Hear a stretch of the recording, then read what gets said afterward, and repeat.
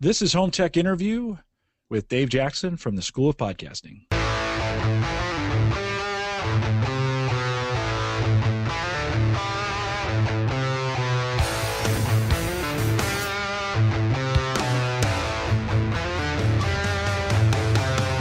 I'm your host, Jim Collison, broadcasting live from the AverageGuy.tv studios here in a blustery Bellevue, Nebraska, and we post the show each week out at the AverageGuy.tv. If you have questions, comments, or contributions, you can contact me via email. Just send an email, podcast at the AverageGuy.tv. You can find me on Twitter at jcollison or follow the show schedule on our Twitter account, the AverageGuy.tv. If you're new to listening to podcasts, and many of you are, appreciate you coming in and listening to them, you might want to try using Stitcher, available for both Android and iPhone platforms. It's a great way to listen to podcasts both home and on the road. It is audio only, no video out there. But, of course, this show and all the past shows, both Home Tech and Home Tech Interview, are available on Stitcher.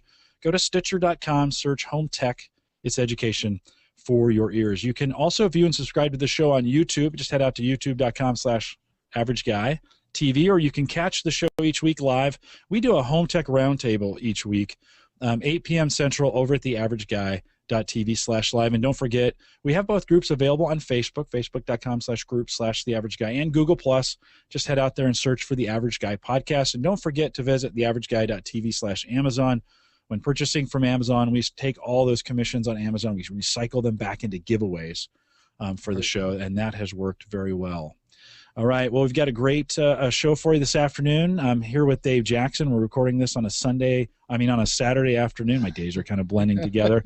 Dave is from the School of Podcasting, and a recent add to my podcatcher. I stumbled across Dave through the Podcasters Roundtable and that group that's doing out there. Dave, welcome to the show. Glad you came out. Oh, so glad to be here. Looking forward to it.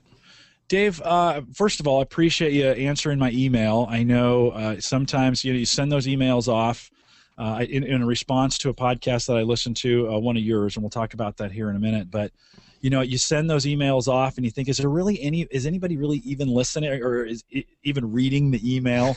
I'm here. That you send, yeah. Well, you never know, and I think for listeners, that's one of those things they wonder. I say every week you can send us an email, podcast at theaverageguy.tv, and I think sometimes listeners don't think that if they send you an email, they're going to receive anything. You've been podcasting for a long time now. I mean, you go all the way back to 2005. Take us back a little bit. First, tell us a little bit about who you are and what you do. I know we can find you at schoolofpodcasting.com, and your Twitter account is Learn to Podcast. You're kind of a podcast consultant, but take us back a little bit. Tell us a little bit about who you are and how you got into podcasting. Yeah, well, I'm Dave Jackson, obviously, and I'm in Cleveland, Ohio, and I have been on the internet kind of doing marketing. I did newsletters for musicians for years before I even got into podcasting. I've always run. I'm a musician, so I already knew mixing boards and microphones and things like that.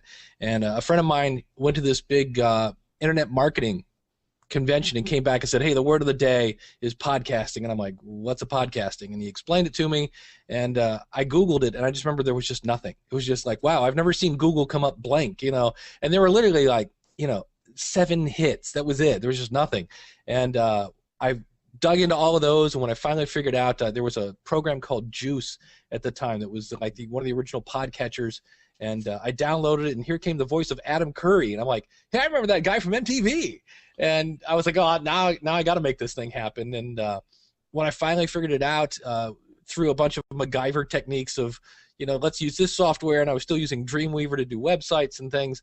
And when I finally uploaded an audio and saw it come down, the light bulb came on, and it just exploded. I went, "Oh, this is going to be cool." And so I got to do it. I'm in on this, and I immediately took my newsletter and turned it into a podcast. And I'd actually, at that point, before that, I'd already started experimenting with audio. So I was putting the same content. I just had these little, I forget what it's called, some sort of streaming audio little thing, and the little dots would spin around when you played it. I forget the name of it.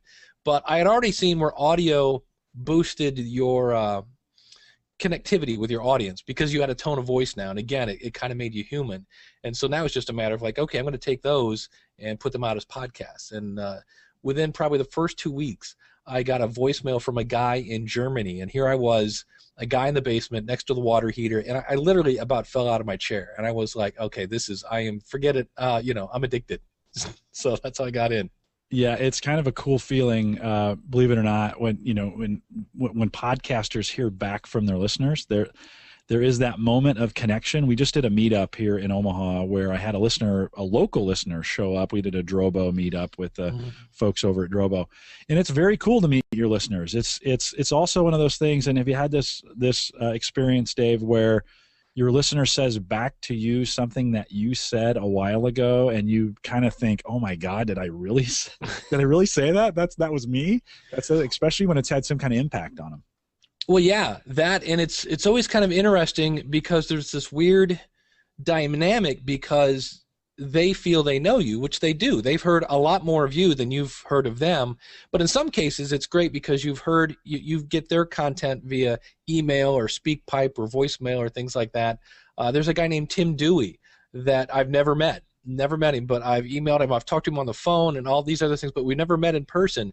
But I feel like I know Tim Dewey, and it'd be great to meet him someday. I just had that experience in Vegas. I met George Robb, who is somebody I've known for probably 4 years now, but never met in person. So it's always great, but there's always weird thing where they know you and you have no idea who they are, but you're glad to meet them. It's always great because I always take a snapshot of that person, and I think about that person the next time I fire up the microphone because now I know who I'm talking to. Mm-hmm. Yeah, it's a cool experience. You had certainly, we have talked recently about kind of this genealogy of podcasting because someone starts podcasting and one or two listeners will come to them and say, "Hey, I want to start podcasting," and they'll start a show, and that other person will help them and kind of get that going. When I was talking with Ray Ortega about that, he says he was influenced heavily by you in the early days, actually. And he kind of got going because of listening to you. Who kind of got you going? Was there someone there that you kind of looked to that early? I mean, there wasn't a lot of people doing it. Did you feel like you were on your own? Yeah, kind of. At the very beginning, there was I listened to Dawn and Drew, who I think are still around. There's a couple that out in farmland somewhere.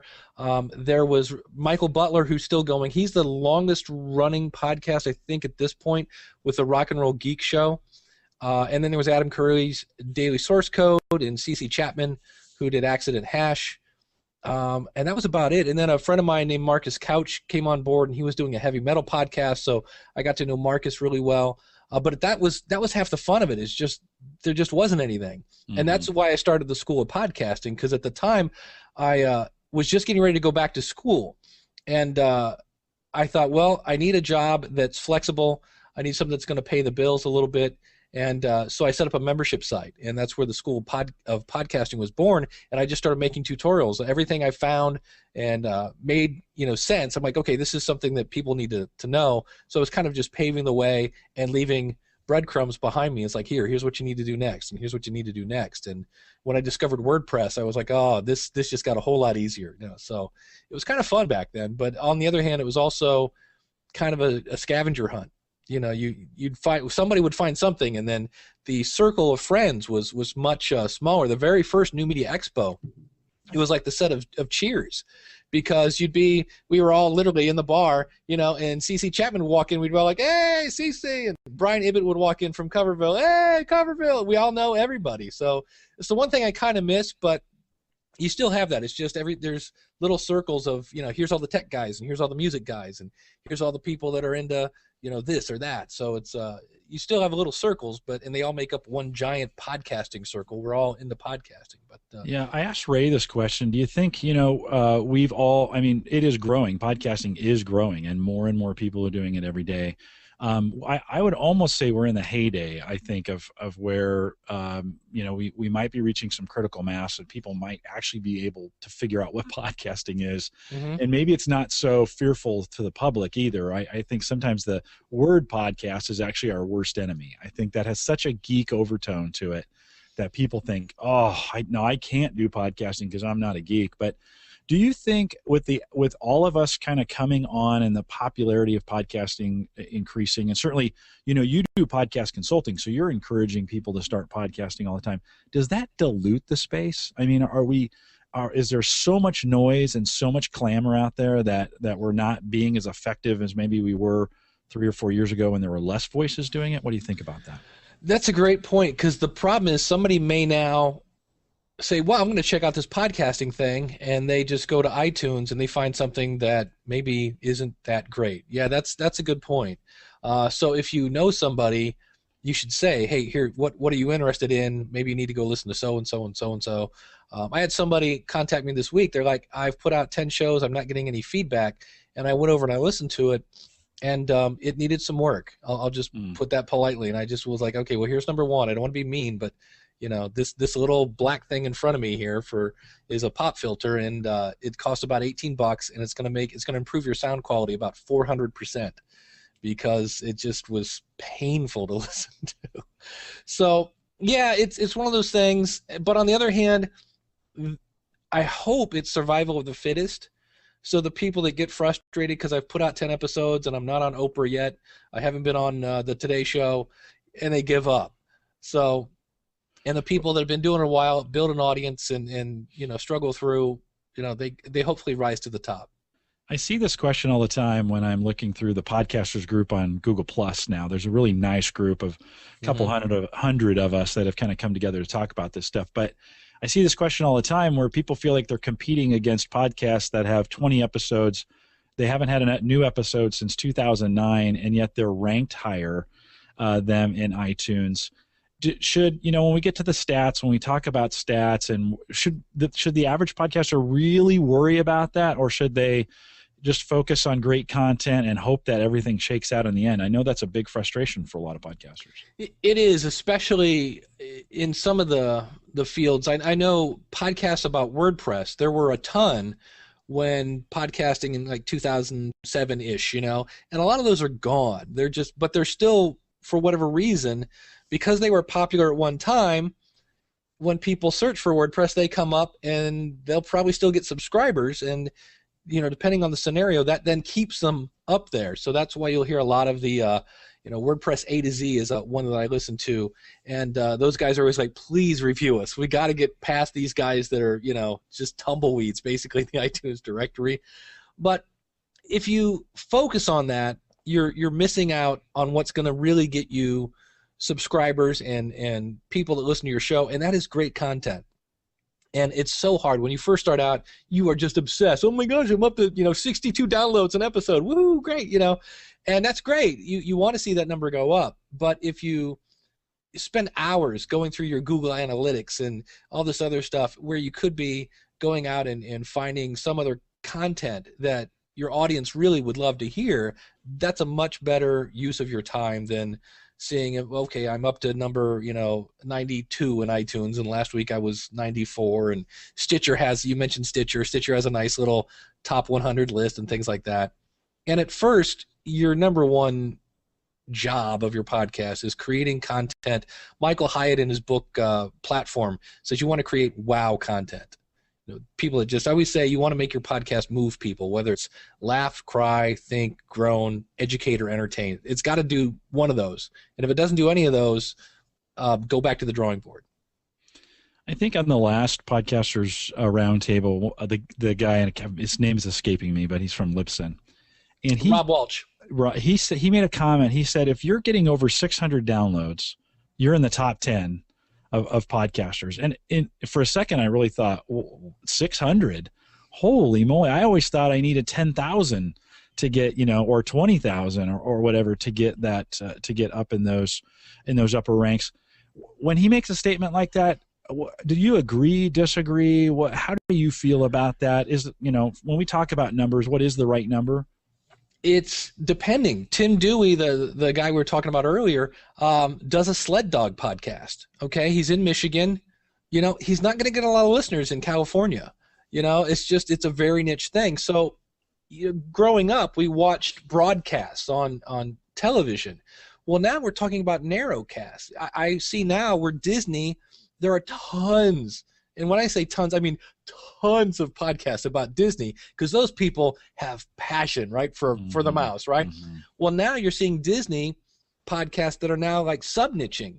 There's one about how to scrapbook your Disney trip. There's one called Special Mouse. It's all about if you have a child with special needs, taking them to Disney. Now, that podcast is never going to have a bazillion downloads an episode, but the people that find it go, oh my gosh, and they download every single back catalog of it. So, yeah, it's not going to be these massive numbers. We all look at Leo Laporte and the Adam Carollas and things like that. But the other thing, with my background in teaching, I just put out a podcast with my wife, and our second episode, we got 68 downloads, right, for that episode. I'm like, okay, that's not, 700, but then I look at it and go, if that was a classroom, that'd be 3 classrooms of 20, almost 4. And I'm like, that'd be a lot of people. So I think sometimes we get hung up on the number and forget, in the same way that, the listener sometimes isn't sure if we're real. There are many times we're talking into this microphone thinking, is this thing on? And it is, yeah. And there are people out there, and if all those people were in a room, it might be a little overwhelming. Yeah, yeah. I tell people this over and over and over again. I podcast because I want to do it. That's, for me, I want to get together with a group. I mean, I love this kind of format where I get to just sit and talk with you.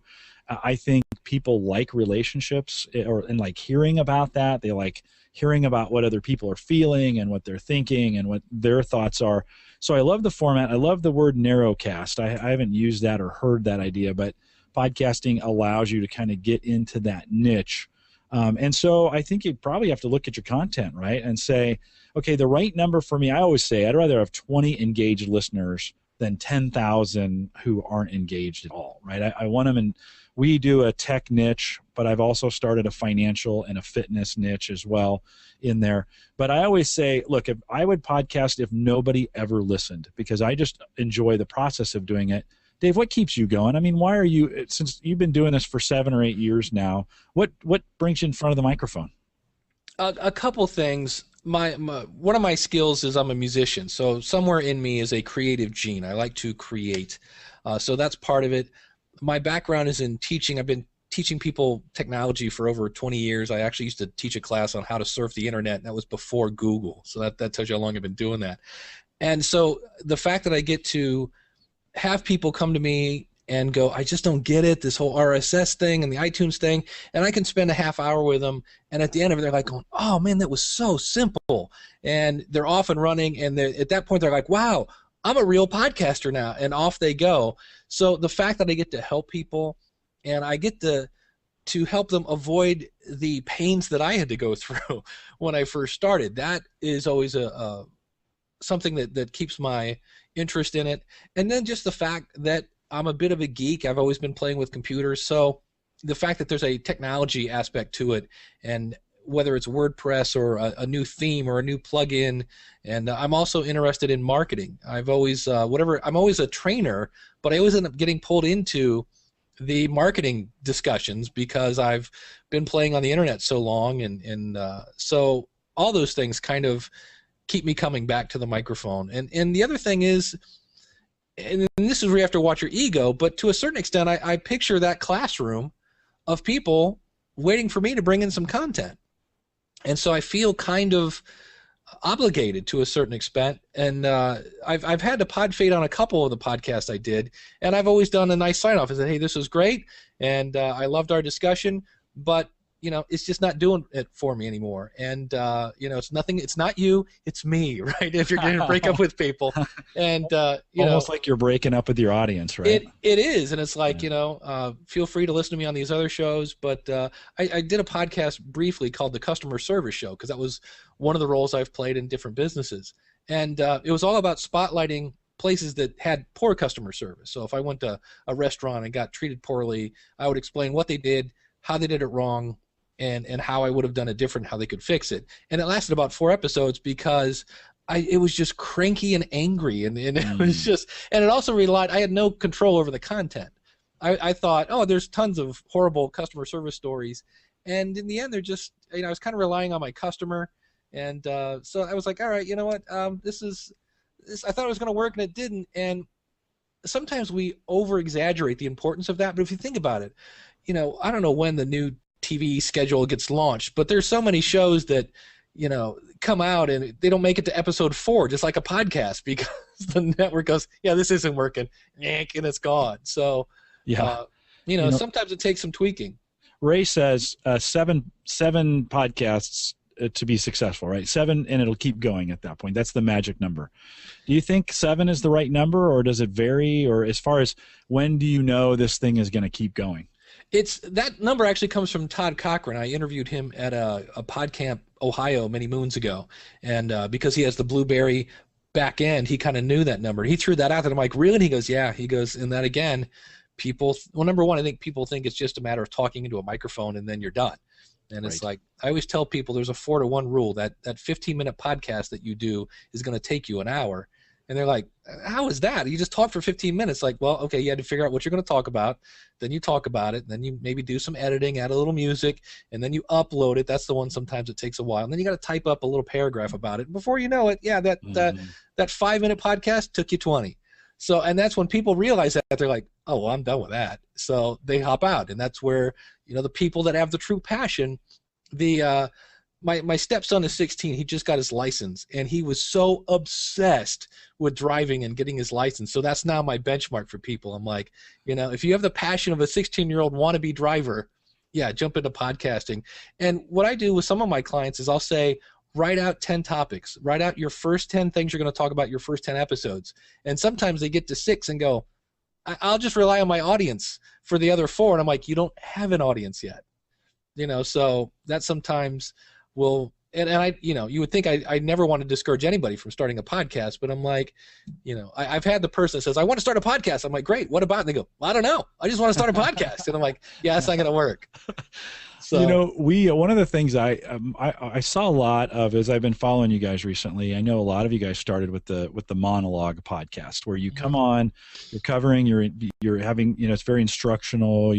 It's just you. It's 45 minutes to an hour. So I bucked that trend. I actually started all my podcasts as roundtables when we first started. I'm a very social guy, and I knew I didn't have enough material, so to speak, to just sit there and do a monologue. And so we started in the realm of roundtables. I just tried to gather as many guys as I could. I would rotate them around, and so they didn't get burned out. And oftentimes that did create. Now, I wouldn't open that to just anybody, right? I mean, I wanted to curate or make sure I selected the guys well to come in, and because you don't, not everybody's got a voice for podcasting either, in the sense that not everybody I think not everybody wants to be on the other end of a mic or is particularly good at it. But I kind of interviewed the guys and make sure they could, they could hold it. But that was one way for me to get some things rolling. That just worked. That worked very, very well. Have you've done the Podcasters Roundtable? Have you done any other roundtable podcasts along the way? Yeah, I did. Today in Podcasting, that was with Rob Welch from Libsyn, Paul Culligan, and Gary Leland from Podcast Pickle and FastPitch.tv. And so we did that for a while. That's kind of gone through different people on board and they're in that, and it's just something that yet again another example of how babies are the kryptonite of podcasting, because it takes down one of the hosts. And that one was tough because I was on the East Coast, Paul was on the West Coast, Rob was in the middle somewhere, and so I'd end up podcasting like 1 a.m. It was fun. Yeah. You're in the Eastern time zone. You're there in Cleveland, in the Cleveland area. Yeah, and it was kind of interesting because this was back in, I want to say, 2009-ish, and back then, it was still news when somebody started a podcast. It's like, wow, check it out, so-and-so started a podcast. Ooh, well, now it's like, well, yeah, of course they did. You're supposed to do that. So it was harder to find kind of like that wow news. So on occasion, if there's some really big breaking story, Paul and Gary will say, hey, let's get the band back together, man. Come on. So we'll get together for a special episode. But yeah, so, and I wanted to comment on your thing of bringing other people in. That's actually a great way to grow your audience, is to do interviews. So if you had 6 ideas, fill up the other 4 with interviews. One of the people I've interviewed, her name was Joanna Penn, and she does the creative pen with 2 N's. And she was somebody who wanted to be a self-publishing person. She wanted to publish her own book. And so she interviewed all these experts about self-publishing, and got them on her show, made for a great content. And what's interesting is through her podcast, she was seen as an expert, and now she goes around to different conventions, and now she's the expert. So doing interviews is a great way to grow your audience and to get great content. And if you have somebody on your show, at the end of them, go, hey, do you know anybody else that, because birds of a feather flock together. So yeah. Well, you can see I've already deployed that methodology. There you go. I heard you guys say that, and I thought, oh, that's a great idea. I should start doing some more interview. And I wanted to do that. Home Tech has always been a roundtable show, and we had tried to do some interviews with the roundtable, and I found that didn't work as well. I really wanted to control. It was too many people in there trying to interview the person, and it was overwhelming. And so at the beginning of the year, I've started this experiment a little bit. You're number 2 in the experiment of trying just interviewing and to see how that works out. So let's talk a little bit about the content you're creating now. So I know you have the School of Podcasting, and that's kind of been your baby for a long time, right? I mean, that's a weekly show. You talk about how to podcast and those kinds of things. Yeah, that's the one. My original podcast was a podcast about music marketing. It's gone through a couple name changes along the way. It's now at marketingmusician.com. I've been doing that content for over 10 years, if we go back to the days when it was a newsletter. But yeah, the School of Podcasting was the second one I came up with, and I've kind of splintered that. I've done some experimenting myself. I have Power of Podcasting, which is kind of answers the question, why should I start a podcast? And I have More Podcast Money, which talks about a book I wrote about monetizing your podcast. But I also do weekly web tools because I'm kind of a geek and I like web stuff. So I do that. I'm trying to lose weight, so I have logicalloss.com. I do Feeding My Faith. I'm active in my church, so I did that, and then I do another one called Grow Your Church Show, because I have a church that's dying on the vine. So I'm like, all right, let's get some people involved. Let's get a community going. And then I needed one podcast where I could just say whatever the heck I wanted to. So I started building A Better Dave, and at the time, I thought it was going to be fun because I was going to try online dating. I had been divorced, was ready to hop back in the dating pool, and thought I would get all these fun dating stories. And silly me, I met the woman that would be my second wife on like date number 3. So that just became that whole thing. So how many of those are current at this point?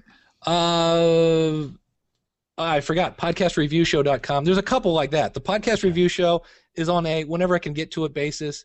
The Grow Your Church Show is there's one that's just not easy to produce. Yeah. I would think that community would want to help each other out, and not so much. Really? Yeah, it's kind of. I'm thinking about that. It's funny. You and I have a very, very similar path. You've been doing this a lot longer than me, but I think of everything like a podcast. So anytime somebody says something interesting, I think, ooh, we could podcast about this, right? Which I think is where you're at, right? You want to podcast through life, which is, in other words, hey, if I'm going through it, if I'm talking to people about it, I might as well record it, make it interesting, and share it with people. I think neither you or I are afraid to live in public, right? We just throw our stuff out there and say, hey, let's go and get that done.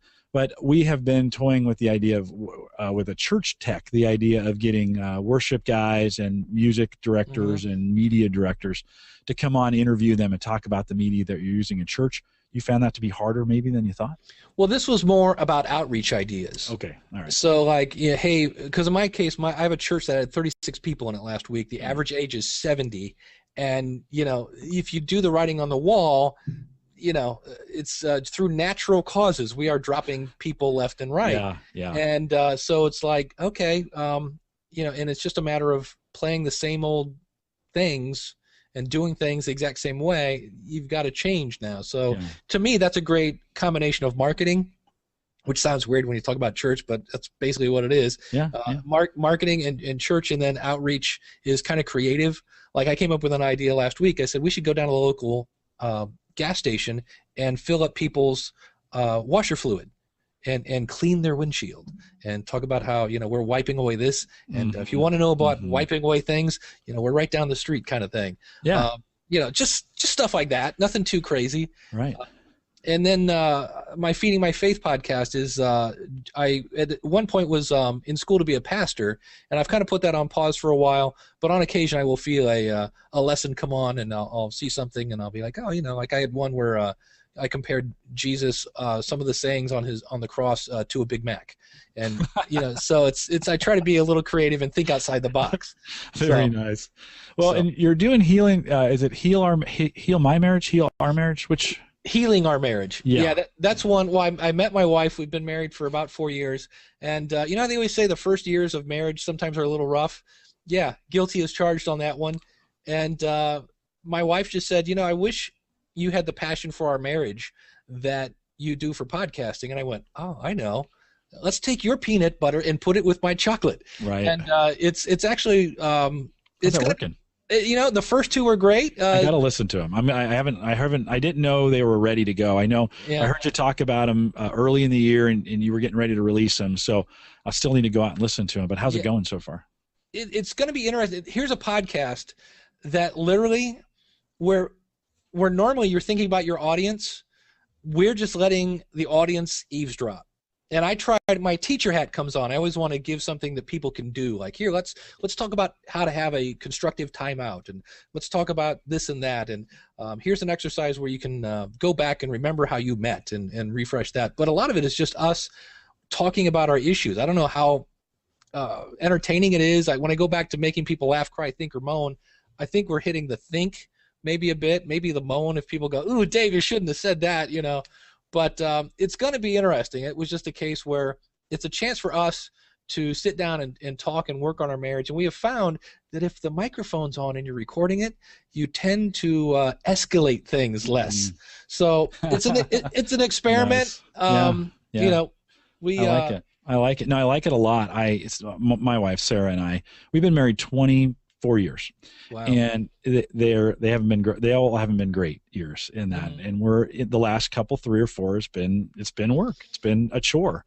And I've had her on the podcast before. And when I heard you doing this, I thought, oh, maybe that's interesting. So I'm going to follow your experiment here a little bit and see how that goes. Well, it's interesting because episode 3, it took us 3 attempts because we kept just like, you know, you had somebody storming out of the room. It's like, okay, well, I'm not going to publish that. Maybe I should. I don't know. But yeah, that's awesome though. Well, hey, good for you. It takes a little bit of courage to kind of put yourself out there, and you know, especially for your wife, that she's not the podcaster, right? You are.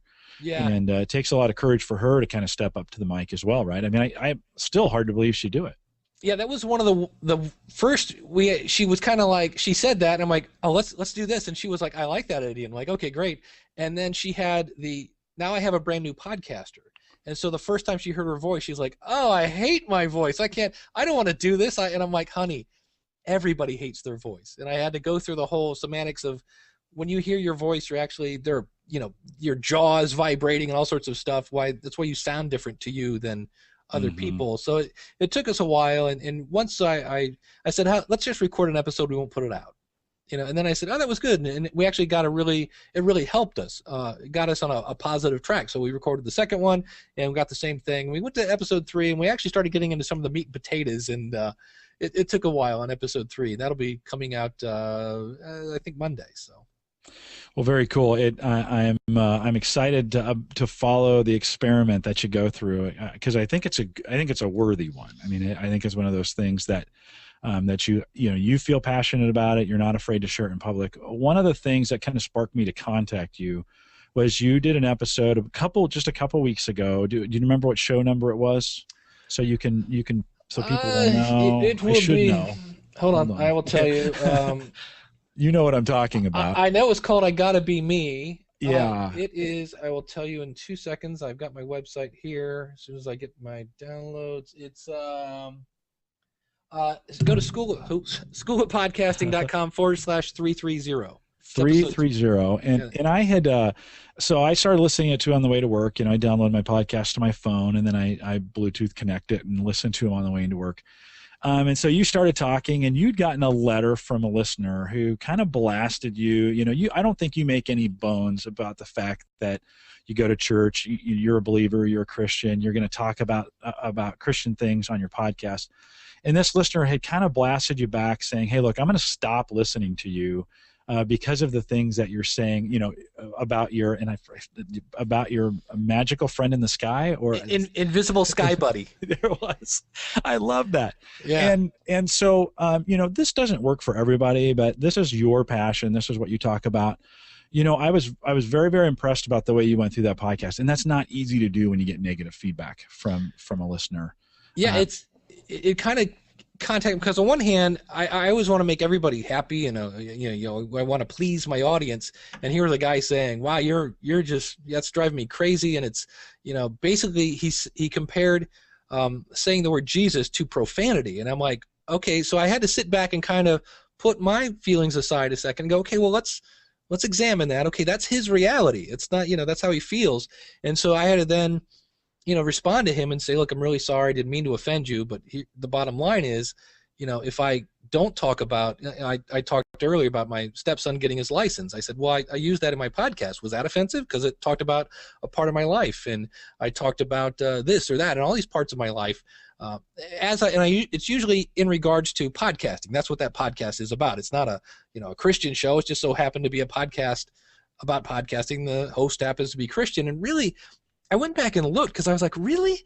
And I think what he was talking about is when I do an episode of Feeding My Faith or Grow Your Church Show, on occasion I will play a promo for that. But most of the time I'm just talking podcasting. Mm-hmm. And, at the end I'll say, God bless. And I'm like, is really the phrase God bless that? Is that like somebody screaming MF or something? It's like, I don't know. But, I just politely said, hey, here's a friend of mine, George Robb, is I think the technical term is a skeptic. Sometimes they're non-believers, whatever you want to call it. Another friend of mine, all that Robert Chaz Chute, really helped me when I was writing my book. And I said, if I cut people out of my life because they don't believe in my invisible sky buddy, I'd be missing out on some great relationships. And it's just not, and that's also not very tolerant. And, if Christians are all about love and loving your neighbor, how is saying, I don't want to be around you, loving your neighbor? And with Robert Chaz Chute, and they know that I know that you know that I know that we differ on that. And if they have any questions, I'm here. And if I have any questions about, how this and that, but we kind of both agree to disagree. And it's like, let's bond on what we agree on, and we'll just tolerate the stuff that we don't. Is that the first time you had brought up a listener comment that was not maybe as favorable on the show, or is that something that you do from time to time? Well, luckily, I think that's one of the first ones I've had. I've had people that have said, hey, Dave, you have a typo. And I'm like, okay, again. Yeah, like that's something new. Yeah. And I've got people that have, said things on my Logical Weight Loss podcast. Somebody said they lost 100 pounds because of me. And that just, again, threw me out of my chair. Yeah. But there's a review in iTunes where the guy tuned in February. And I was doing a kind of a test, and I said, "Hey, my birthday's in February. Why doesn't everybody? If you've been listening to the show for free, how about everybody chip in $1? I really want a Kindle." This was a couple years ago, and I just wanted to see what would happen. Well, the other thing that happened was I forget what catastrophe happened in like that year. There was like a tsunami or something went on, and everybody's giving money at the Red Cross, and here comes Dave. I want a Kindle. So it was kind of bad timing, and for a first-time listener, not great. But unfortunately, that's one of the reviews in iTunes, and I got to look at that and own it and go, yeah, okay, I can see why he would think that. I hope he gave me another shot. I'm not always begging for money for a Kindle.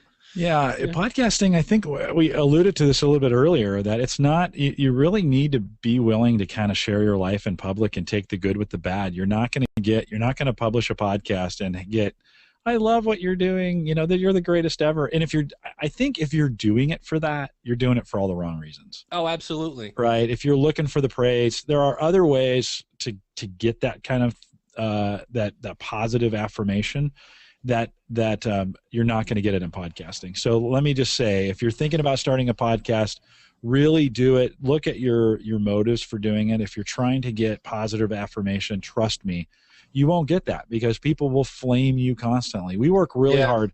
A couple of the shows, I'm on homeservershow.com, and they have a forums community, and we have worked very, very hard to keep those forums. We have about 3,000 people in those forums to keep them positive.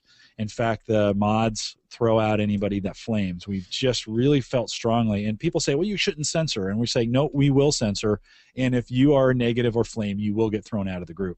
There you go. I like that. I like the forced, in quotes, forced positivity, in the sense that the internet allows people to be who they're not, or to be meaner than they would say things they would never say to people face to face.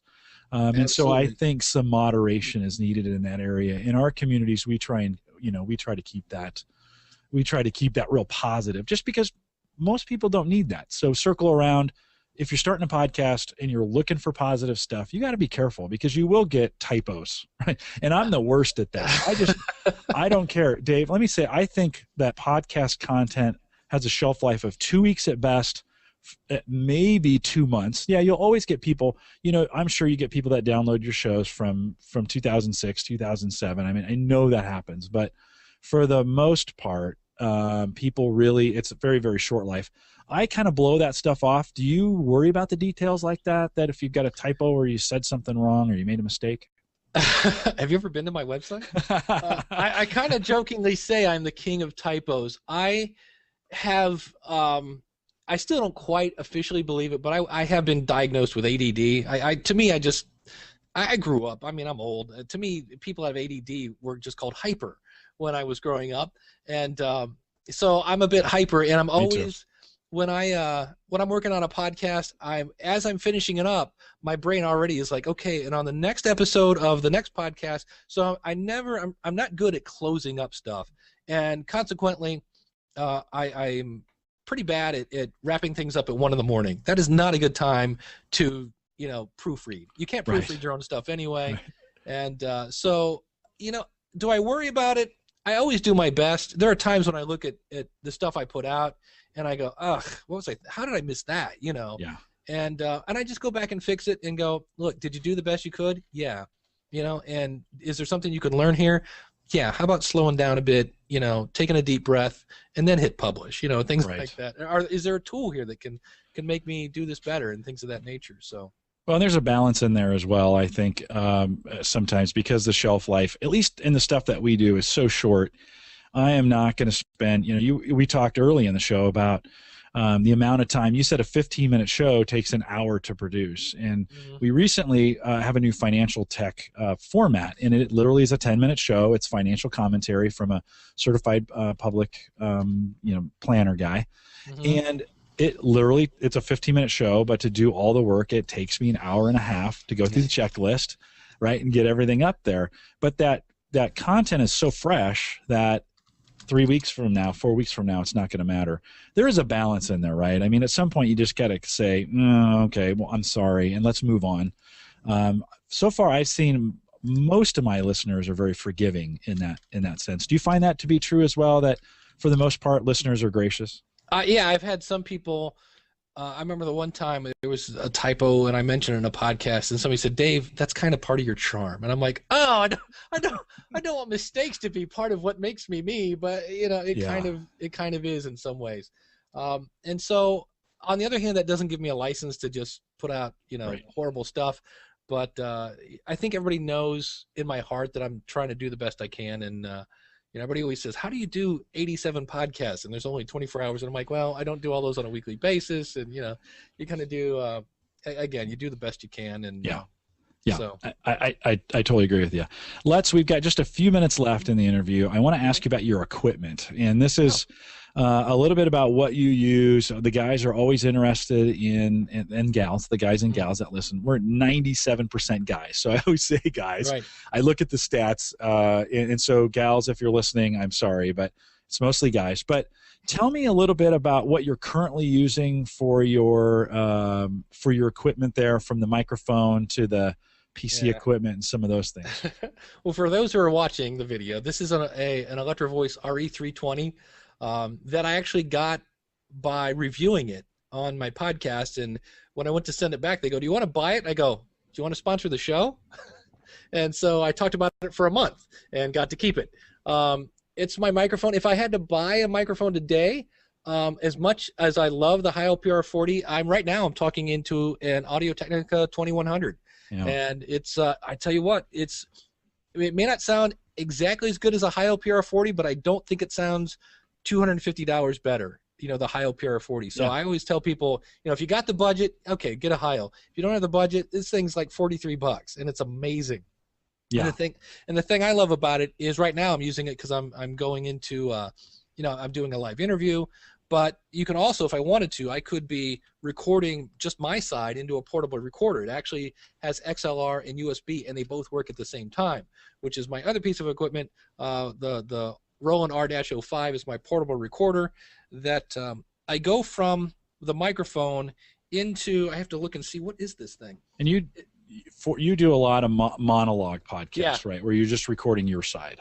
Yep. So it's just, I go from the microphone into a DBX 286 mic preamp, which I just brought on board a little while ago, and in reality, I lived for many years without it.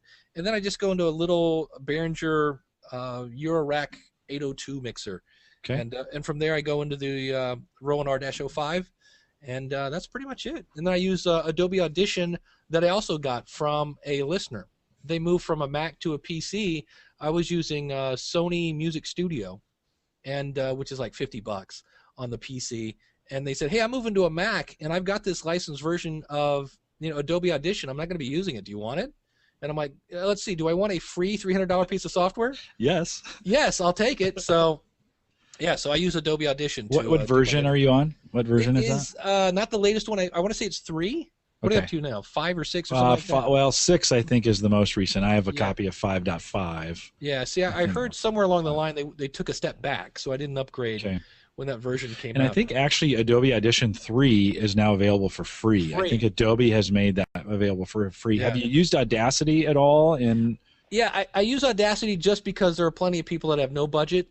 So I know enough in Audacity to do, because really you don't need to know everything. You need to know how to import audio, how to adjust volume levels, maybe drag and drop some stuff around a bit, and then how to export it. That's really it. Yeah. If you want to do noise reduction and levelizing, and there are all sorts of tools for that, but well, I honestly find Audacity to be the easiest to edit in, and I don't know if that's because it's one of the first ones that I used, but I've used Audition, I've used some of the other ones, and I keep coming back to Audacity. I don't like the way it converts MP3, so it's very, very weak in that area. Yeah, I get a little hiss on my MP3 audio when I'm done. I just don't like it.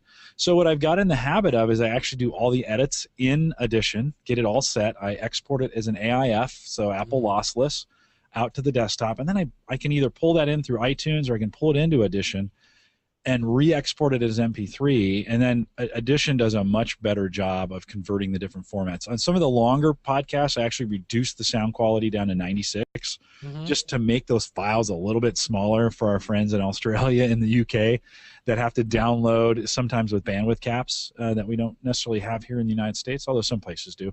Some of the shorter podcasts that I do, I leave that full fidelity as much as you can on MP3. So some little tricks that I use there. Can I give you a tip? Yeah. And I just learned this a couple years ago. It's hard to explain in just audio, but if you think of a CD quality is 128, right? We're just going to stick with numbers here. That's 264 side by side.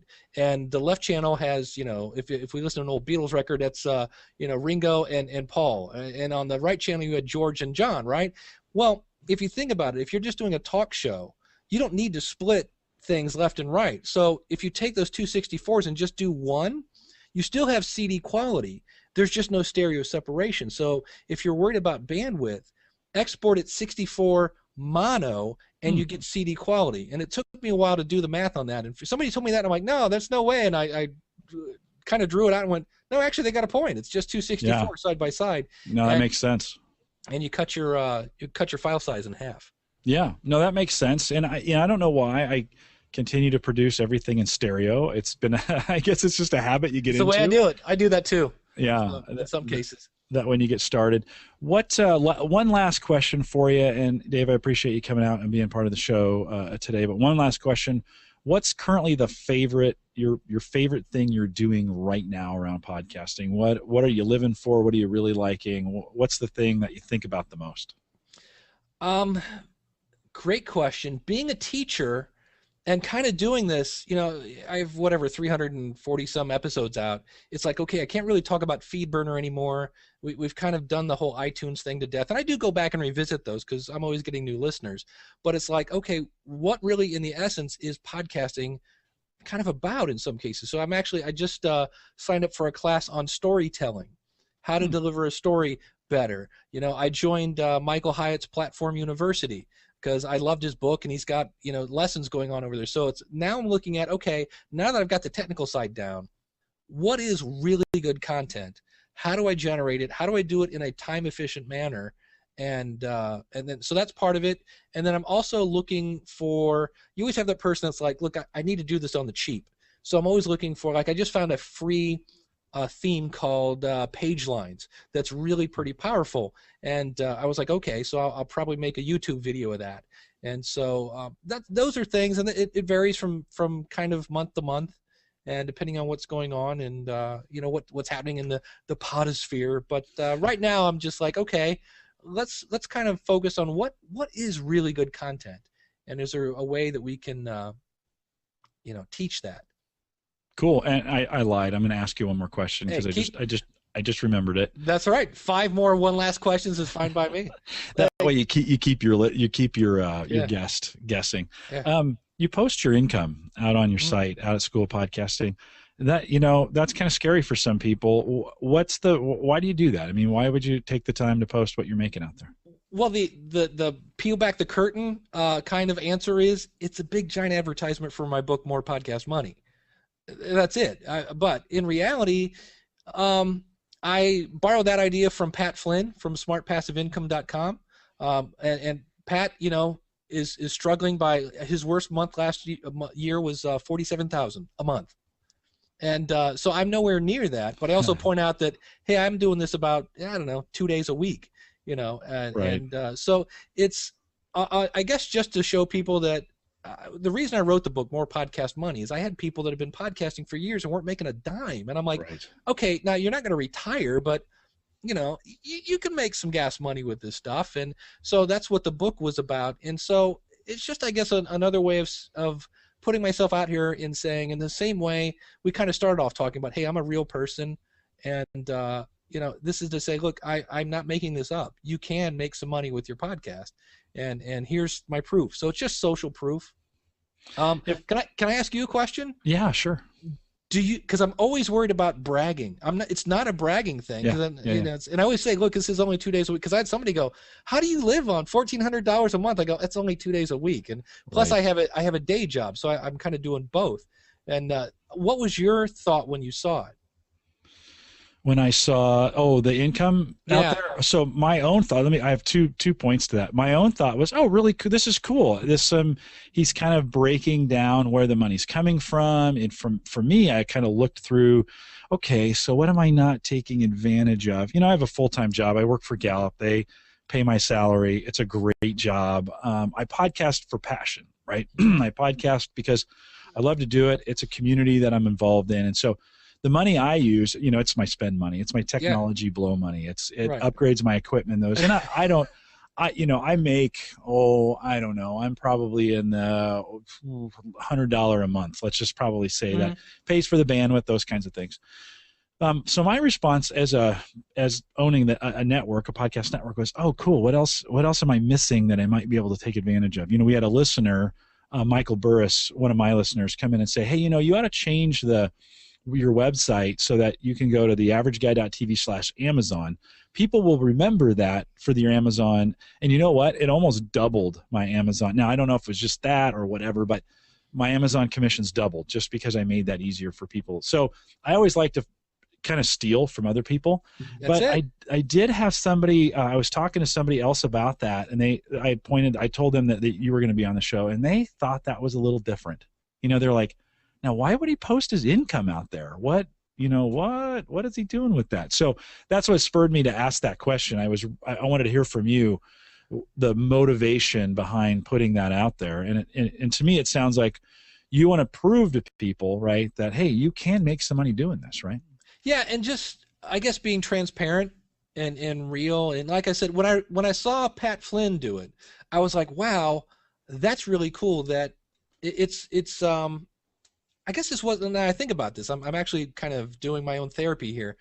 On one hand, to do that is really to kind of drop your guard. Oh yeah. Right. And when somebody drops your guard, that kind of is a forced level of intimacy. So in a way, maybe a side product of that is I'm trying to build an intimacy with my reader in that case. But it was just trying to be transparent and do a little social proof and just kind of go from there. But no, I like it. Everybody responds to that kind of stuff differently, you know, but for me, looking through that, it's like, oh, okay, well, let's see. You know, like I said, I'm rolling through it right now. It just gives you it's kind of nice. I never would have thought about a lot of these things, either both the income and expenses going forward. So, well, and you can see where there are 3 or 4 podcasts that make not a dime, you know, so I don't, you know, they cost me $7 a month. So it's like, you know what, that's all right. Yeah. Well, if folks are interested in looking in that, if you just go out to schoolofpodcasting.com/January-income-report, that's his income report for January. You can take a peek at that and see what we're talking about. And Dave, what's the easiest way for people? I mean, if they want to get some feedback to you, what's the easiest way? How do you like to be contacted? It's out if you go out to schoolofpodcasting.com, there's probably a couple ways to do that. My email, you can just email dave@schoolofpodcasting.com. There's a contact button on the website. Depending on when you're out there are times when there's a live chat button, and if you see that, by all means, click on it. It's always funny when people go, "Is this really Dave?" And I'm like, "Yeah, it's really Dave." And they're like, "Can I ask you a question?" I go, "That's why I'm here." You know? So it's great. You know, that's that. If you want to use SpeakPipe, it's out there. So I would love to hear from anybody if you have any questions, because you know, that's what I do. And how would they get a hold of your book? Just go to More Podcast Money. There's there's a podcast about that, and you can pick up the book right there, or just type in More Podcast Money at Amazon.com. And it's available. I think I heard you say it's not very expensive, right? No, I think it's $4.95. I think at this point it's like couch change, you know. Yeah. And then if they want to track you on Twitter, you're at Learning to Podcast. It's actually just Learn to Podcast. No, that's my mistake. Okay. That's me reading too fast. Learn to Podcast. I think I said learning in the beginning. Hopefully folks they'll find you. Yeah, that's right. On Twitter, but Learn to Podcast. Do you do much on Twitter? Are you out there pretty often? I again, comes in waves. I use buffer.com. I think it is bufferapp.com. I forget the address. That will time release your tweets, which is kind of cool. And it's here again, if I don't have anything to say, if I don't have anything to tweet, I don't tweet. You know, I'm not one of these guys that's like, I had peanut butter and jelly for lunch. You know, so usually if I find something cool, I'll throw it out there. Do you believe there's a best time of the day to release your show?